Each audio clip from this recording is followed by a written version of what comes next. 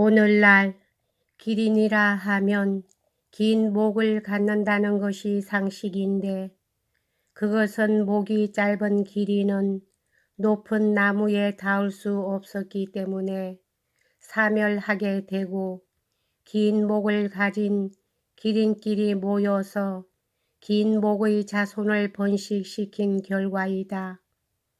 이것을 다윈은 적자생존 또는 우연도태라 부른다.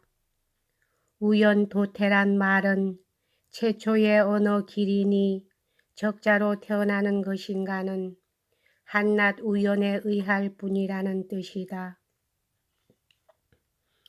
그것에 대해 라마르크는 기린이 긴 목을 갖는 것은 기린이 그것을 발전시키기 원했기 때문이며 비교적 낮은 나무 가지에 달린 식물이 적어지자 기린은 더 높은 가지에 닿도록 노력하여 그들의 목이 길어지기를 의지한 것이라 주장한다.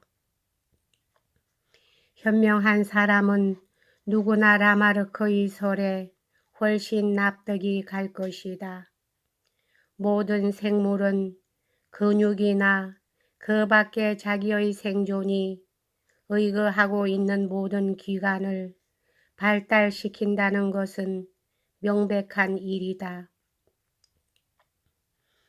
곤란한 형편에 놓였다고 해서 동물이 간단히 죽어버리는 것은 아니다. 다윈은 짧은 목의 기린이 생긴 것이 그 때문이라고 말하고 있지만 곤란한 형편이란 대적할 도전을 뜻하는 것이다. 이것이 라마르크의 진화론이다.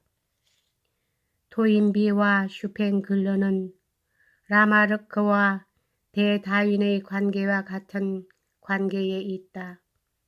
토인비에겐 서구가 존속할 가냘픈 가능성이 존재하는 것이다.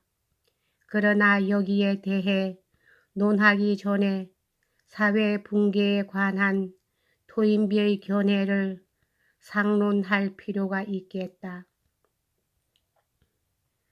토인비에 의하면 생장이란 자기 결정을 지향하는 진보를 말하며 자기 결정이란 자제와 자율 및 자기 문제의 극복을 뜻한다.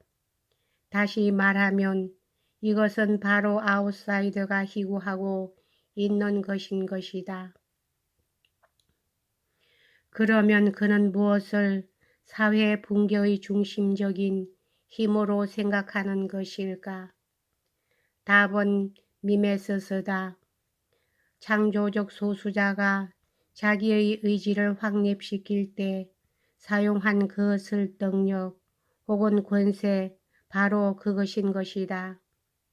이 미메시스로부터 바라는 모든 행동은 자기 결정된 것이 아니기 때문에 본질적으로 믿음성 없는 불완전한 것이다. 이 말은 뜻이 약간 애매한 듯하므로 이것을 명확히 하기 위해 한 가지 실례를 들어두는 것이 좋겠다. 완전한 바그너주의자라는 논문에서 쇼는 바그너의 니벨롱겐의 반지가 하나의 정치 우화라 설명하고 있다. 바그너의 오페라의 정통한 독자라면 제 신의 우두머리 보탄이 프리카의 대상으로 자기의 한쪽 눈을 빼주는 얘기를 기억하고 있을 것이다. 프리카는 지참금으로 법의 전 권능을 그에게 가지고 온다. 보탄은 순전한 창조력이다.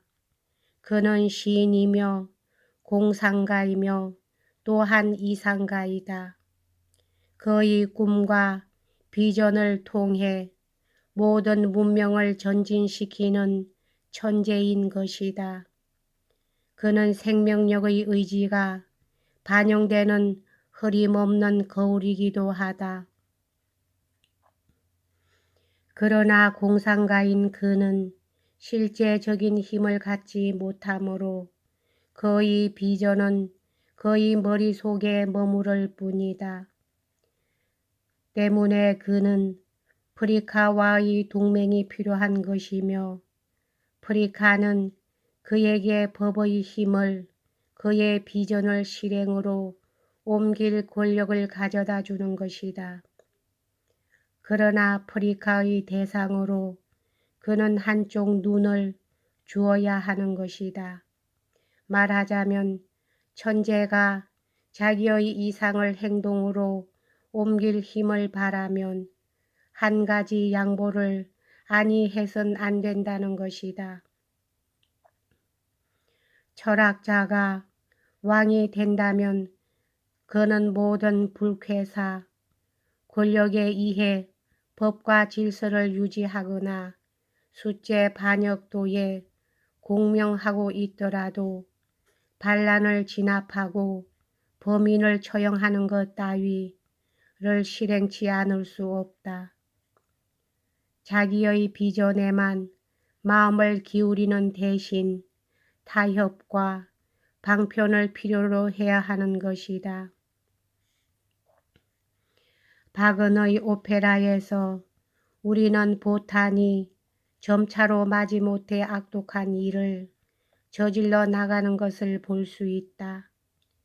외인 알베리크를 속여 반지를 빼앗기도 하고 사랑의 여신 프라이아를 얻는 약속으로 보탄의 기념당을 세운 어리석은 거인들을 속여서 그의 아들 지그문트를 죽이게도 하며 드디어는 자기가 만든 타협책으로 말미암아 자기가 실각하게 되어 이른바 제신들의 황혼을 시작해 한 것이다.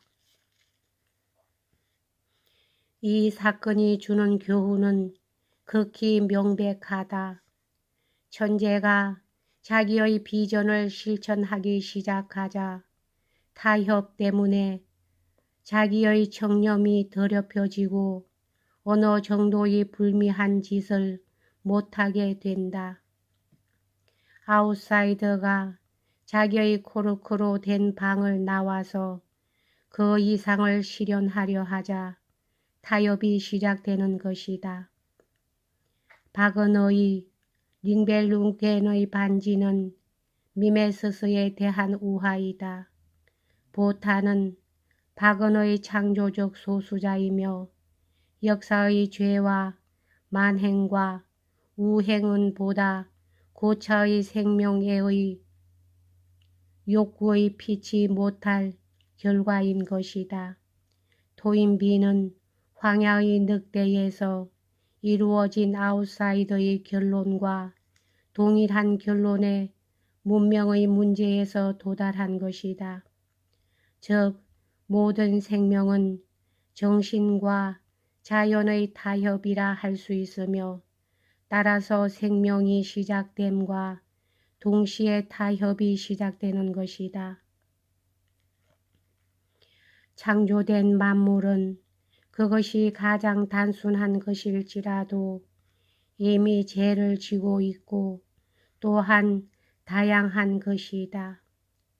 죄 없는 것에의 창조되지 않은 것에의 신의 길은 후방, 즉 늑대나 아이로 되돌아가는 것이 아니라 보다 깊이 죄 가운데로 보다 깊이 인생 가운데로 나아가는 것이다. 문명의 경우에도 같은 말을 할 수 있다. 여기까지 하겠습니다.